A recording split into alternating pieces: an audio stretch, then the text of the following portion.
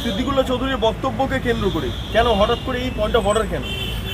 দেখুন, সংবিধান দিবসে যে মোশন পেশ করা হয়েছিল তারই অংশ বিশেষে কালকের আলোচনা চলবার সময় অত্যন্ত গুরুত্বপূর্ণ একজন মন্ত্রী যিনি সংবিধানকে সামনে রেখে শপথ নিয়েছেন, তিনি মুসলিম জনগোষ্ঠীর সংখ্যা পশ্চিমবঙ্গে কেন বৃদ্ধি পাচ্ছে বলতে গিয়ে যে ভাষায় তিনি কথা বলেছেন, আমি বিধানসভার অভ্যন্তরে স্পিকার সাহেবের কাছে পয়েন্ট অফ অর্ডারের মাধ্যমে জানতে চেয়েছিলাম যে উনি ওনার এই বক্তব্য কার্যবিবরণীতে যাবে কি যাবেন না। তো স্পিকার সাহেব জানিয়েছেন যে কার্যবিবরণীতে এই বক্তব্য যাবে কি যাবে না সেটা উনি পরে জানাবেন। আমরা আশা রাখি যে উনি এই ব্যাপারে তার মন্তব্য বা তার রুলিং তিনি জানাবেন। তবে এটা দুর্ভাগ্য যে একজন মন্ত্রী কিভাবে জনসংখ্যা বৃদ্ধির প্রয়োজনে আরও বেশি সন্তান তৈরি করবার কথা বলে নিজেদের অবস্থান, যে কথা আমি বারবার করে বলেছি যে পশ্চিমবঙ্গের এই জনসংখ্যা বৃদ্ধি মুসলিম সম্প্রদায়ের এই রকম দিন ডেকে নিয়ে আসতে পারে যেখানে ভারতবর্ষ যাদেরকে আশ্রয় দিয়েছিল তারা এই ভারতকে টুকরো করে প্রথমে একটি দেশ, পরবর্তীকালে দুটি দেশ তৈরি করেছে। পশ্চিমবঙ্গেও এই মুসলিম সম্প্রদায়ের এই জনসংখ্যা বৃদ্ধির পেছনে মন্ত্রীর মতন একজন গুরুত্বপূর্ণ ব্যক্তিত্ব যখন তিনি এই কথা বলেন, আমি আশঙ্কা করছি, গতকালের আশঙ্কা প্রকাশ করছি আরেকবার, যে পরবর্তীকালে পশ্চিমবঙ্গ বিভাজন করবারও দাবি উঠতে পারে। এটাও আমরা জানি যে অনেক ক্ষেত্রে আমরা শুনেছি যে বিভিন্ন জায়গার থেকে মাইকের মাধ্যমে এনাদেরকে স্বপ্ন দেখানো হয় যে পূর্বতন যে সাম্রাজ্য ওনাদের ধর্মীয়ভাবে তৈরি হয়েছিল সেই সাম্রাজ্যকে প্রতিষ্ঠা করতে হলে একমাত্র কাজ হচ্ছে সন্তান সংখ্যা বৃদ্ধি করা, যা নিশ্চিতভাবে আলোচনার মধ্যে আসা উচিত। মন্ত্রী সিদ্দিকুল্লাহ চৌধুরী তিনি সংবিধান দিবসে সংবিধানের শপথ নিয়ে যে বক্তব্য রেখেছেন, আমি জানি না এই বক্তব্য নিয়ে মানুষের মধ্যে আলোচনা করবার ক্ষেত্র আপনারা প্রস্তুত করতে পারবেন কি পারবেন না। তবে আমার দায়িত্ব ছিল স্পিকার সাহেবের কাছে বিষয়টি তুলে ধরা এবং জনগণের কাছে বিষয়টি রাখা যে একজন মন্ত্রী তিনি সরাসরি বলছে যে আপনারা আমাদের জনসংখ্যা বাড়বে, কারণ আমরা যেটা চাই সেই বলে তিনি যে বক্তব্য রেখেছেন। আমি যেহেতু ভেতরের বক্তব্য আমি বাইরে রাখলাম না, ভেতরে আমি পয়েন্ট অফ অর্ডার তুলে বলে দিয়েছি। আশা রাখি পশ্চিমবঙ্গের জনগণ, বিশেষ করে যে তৃণমূল কংগ্রেসকে সমর্থন করেন বা বামদেরকে যারা সমর্থন করেন, জন্মসূত্রে যারা হিন্দু বাঙালি, তারা নিশ্চিত থাকতে পারেন এই দুটো দল এই ধর্মীয় জনগোষ্ঠীর কাছে আত্মসমর্পণ করে ক্ষমতার প্রয়োজনে প্রথম যাদেরকে বলি দেবে তারা হচ্ছে হিন্দু বাঙালিদের। ফলে সেই হিন্দু বাঙালিদের মধ্যে তৃণমূলেরও যারা সমর্থন করেন কিংবা বামেদেরও যারা সমর্থন করেন তারাও থাকবে। কিন্তু ব্যাপারটা হচ্ছে আপনাদের বলতে হলো স্পিকারকে, কথাটা তো আগে থেকে রেকর্ডও করে নেওয়া হলো, এ বিষয়ে স্পিকার এক্সপান্সও করলেন না, আপত্তিও করলেন না, আজকে বলতে হচ্ছে আপনাদের। না, স্পিকার সাহেবের আমরা স্পিকার সাহেবের চেয়ারকে সম্মান করি। এই মুহূর্তে দাঁড়িয়ে আমি ওনার দৃষ্টি আকর্ষণ করেছি, উনি বিষয়টিকে গ্রহণ করেছেন।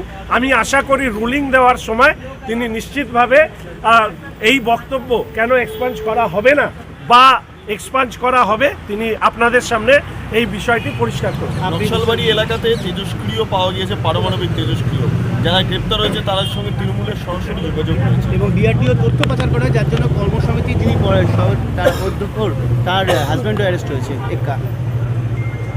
কেন্দ্রের সরকারের বিরোধিতা করতে গিয়ে তৃণমূল কংগ্রেস দল হিসাবে যেটা করে ফেলেছে সেটা হচ্ছে দেশকে বিরোধিতা করো। ফলে এই দেশ বিরোধিতার মানসিকতা তৃণমূল কংগ্রেসের সাথে যুক্ত মানুষদের মধ্যে প্রবাহিত হচ্ছে। তারই ফলশ্রুতিতে এই ধরনের একটি অত্যন্ত সংবেদনশীল বিষয়ে তৃণমূল কংগ্রেসের নির্বাচিত জনপ্রতিনিধির স্বামীর ধরা পড়াটা আশ্চর্যের বিষয় নয়, কারণ তৃণমূল কংগ্রেস মনে করেন কেন্দ্রের সরকারের বিরোধিতা আর দেশ বিরোধিতা সমার্থক। ফলে দেশের যারা বিরোধিতা করেন, ভারতের যারা বিরোধিতা করেন, তাদের সাথে তৃণমূল কংগ্রেসের লোকজনের যোগাযোগ থাকবে। এটাই স্বাভাবিক। এবং আমি এর অনেক আগেই আশঙ্কা প্রকাশ করেছিলাম যে পশ্চিমবঙ্গ দেশ বিরোধীদের ঘাঁটি করে তোলবার জন্য তৃণমূল কংগ্রেস, তার জনপ্রতিনিধিরা, তার নেতাকর্মীরা এবং তাদের যে প্রশাসন, সেই প্রশাসন যেভাবে সহযোগিতা করছে, ভবিষ্যতে অনেক বড় দুর্ঘটনার সম্মুখীন হতে পারে ভারতবর্ষ দেশ হিসাবে, রাজ্য হিসাবে পশ্চিমবঙ্গ। বলছি, আজকে দেখা গেল যে হুমায়ুন কবির তিনি তার বক্তব্য বলতে গিয়ে শোকজের পরেও একই স্বভাবে তিনি অনড় এবং বলছে কল্যাণ বন্দ্যোপাধ্যায়কে কেন আইন শৃঙ্খলা রক্ষা কমিটির মুখোমুখি হতে হবে না, আমায় কেন হতে হবে, আমি কি গ্রাম থেকে উঠে আসছি সেই কারণে? তো উনি যে বক্তব্য রাখছে তাতে তো মাননীয় মুখ্যমন্ত্রী তার দল যে তিনটে শৃঙ্খলা রক্ষা কমিটি তৈরি করেছেন তার অস্তিত্ব নিয়ে প্রশ্ন তুলে দিয়েছেন। অর্থাৎ এরপরে তো শৃঙ্খলা রক্ষা কমিটির জন্য আরেকটা শৃঙ্খলা রক্ষা কমিটি তৈরি করা হবে কিনা, কারণ ওনারা বলছেন শৃঙ্খলা রাখবেন, অথচ শৃঙ্খলা ভেঙেও যাচ্ছে, অথচ যে শৃঙ্খলা ভাঙছে তার বিরুদ্ধে ব্যবস্থা নেওয়ার মেরুদণ্ড এখন পর্যন্ত মনে হয় কালীঘাটে এসে পৌঁছয়নি। যতদিনে পৌঁছবে ততদিনে এই দলটি সাইনবোর্ডে পরিণত হবে।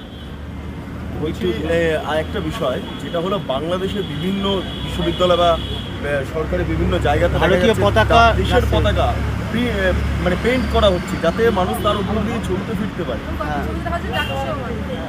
দুর্ভাগ্যজনক, প্রতিবেশী রাষ্ট্রে যেভাবে ভারত বিদ্বেষী মনোভাবকে উৎসাহিত করা হয়েছে, এটা খুবই দুর্ভাগ্যজনক। কেন্দ্রের সরকার আছে, শক্ত পদক্ষেপ নেওয়া হোক, এই দাবি আমরা যেরকম করেছি। পাশাপাশি যেহেতু প্রতিবেশী রাষ্ট্রের বিষয়, আমরা আমাদের সংবিধানের মাঝে থেকেই আমরা আমাদের রাজ্যের মধ্যে যা যা ধরনের প্রতিবাদ করা প্রয়োজন সেই প্রতিবাদগুলো আমরা সংগঠিত করব।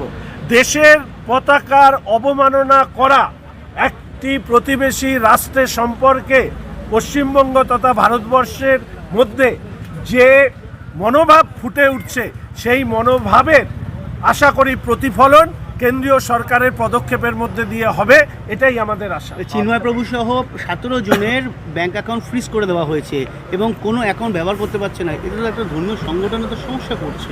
দেখুন, অনেকে এটা মনে করছেন বাংলাদেশে যে সরকার চলছে সেই সরকারের কার্যকলাপ নিশ্চিতভাবে প্রশ্নের মুখে সারা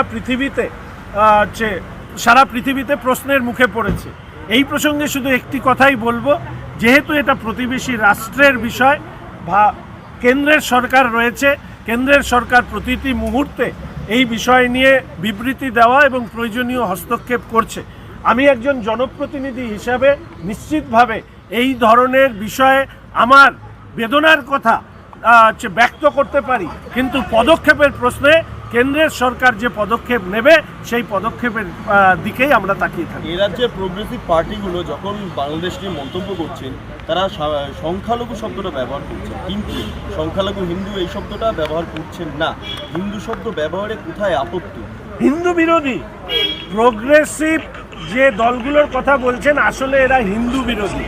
আমি অনেকবার কথা বলেছি যে এরা ধর্মনিরপেক্ষতার মুখোশের আড়ালে ধর্মীয় মৌলবাদ, স্পেসিফিক্যালি মুসলিম মৌলবাদকে এরা প্রশ্রয় দিয়ে গিয়েছে।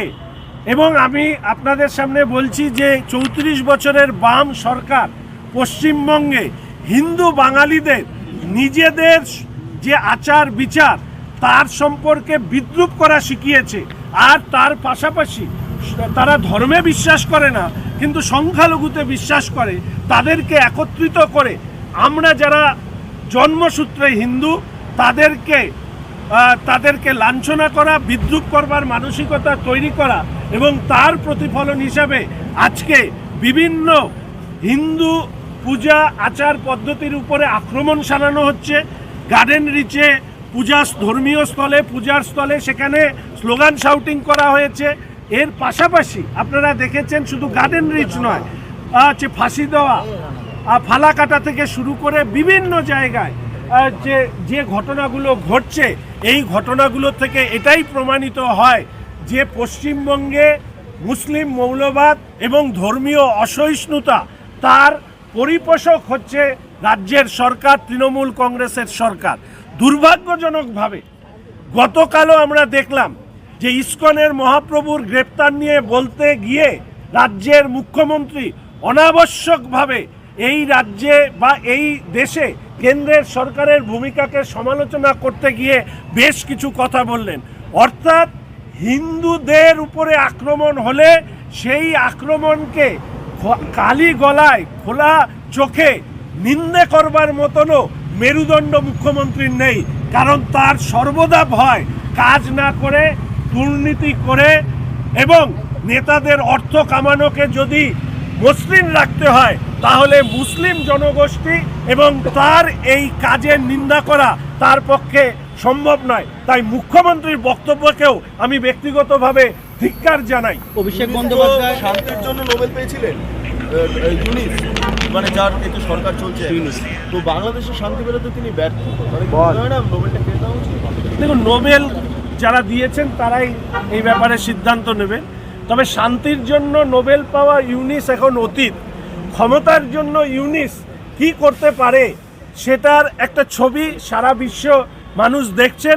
দেশের সরকার আছে, ফলে এই বিষয়ে যা বাকি বক্তব্য নিশ্চিতভাবে দেশের পক্ষ থেকে, সরকারের পক্ষ থেকে দেওয়া। অভিষেক বন্দ্যোপাধ্যায় আগামীকাল একটা কর্মসূচি ডাক দিয়ে 30 তারিখে ডায়মন্ড হারবারে ডাক্তার নিয়ে, আবার সেই দিনই তৃণমূলের তরফে ওয়াকফ বিল এবং অপরাজিতা বিল নিয়ে কর্মসূচি, একই দিনে দু জায়গায়। ডায়মন্ড হারবার তাহলে কোন দিকে থাকবে, অভিষেক না মমতার দিকে?